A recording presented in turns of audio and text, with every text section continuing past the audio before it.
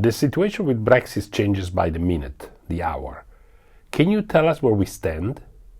Well, on October 24th, in terms of Brexit, we stand at a situation where there's a revised withdrawal agreement and political declaration that has been agreed in principle by the UK Parliament and endorsed also by the EU and Irish governments. Can you explain the endorsement of the Irish government for the current plan? The endorsement of the Irish government is based on the fact that the new withdrawal agreement paves the way for an orderly exit of the UK from the European Union, that it avoids physical hard infrastructure between Northern Ireland and the Republic and protects the integrity of the single market. What should we expect in the relationship between the Republic of Ireland and Northern Ireland going forward? The relationship between Northern Ireland and the Republic won't change as a consequence of the withdrawal agreement.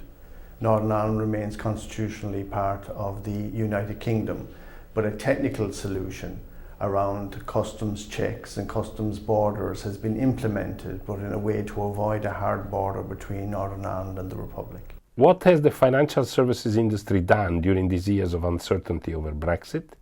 The uncertainty has resulted in a situation where groups have felt compelled to take steps to preserve their access to the EU market. Both the groups and their customers really dislike uncertainty.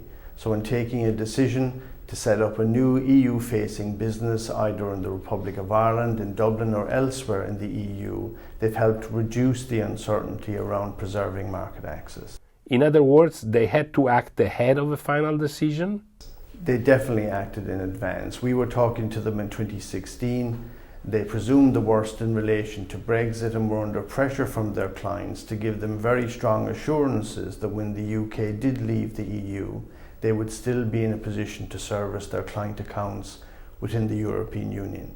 So in setting up a regulated, authorised financial services entity in Dublin or elsewhere within the EU, they managed to give that assurance to their clients around continuity of contracts and service, etc. Does the new deal make Northern Ireland more of a competitor of the Republic of Ireland in attracting capital investments besides financial services operations? We don't believe so. Northern Ireland has a development agency which has been very successful at attracting investments to Northern Ireland.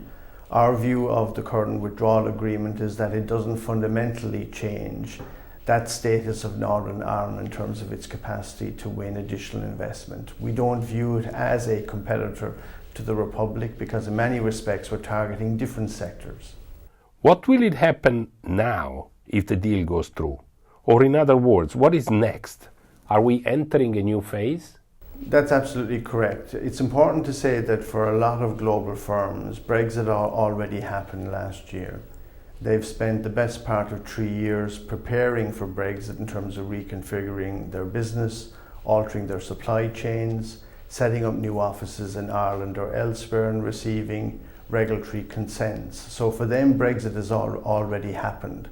Once the UK formally exits the EU, either later this year or early next year, in terms of what will happen is that we will shift to a phase where there will be a focus on negotiating an actual free trade agreement between the EU and the UK. In that context, what's about to happen in terms of ratification of the withdrawal agreement is not the end of the Brexit process, it's actually the beginning.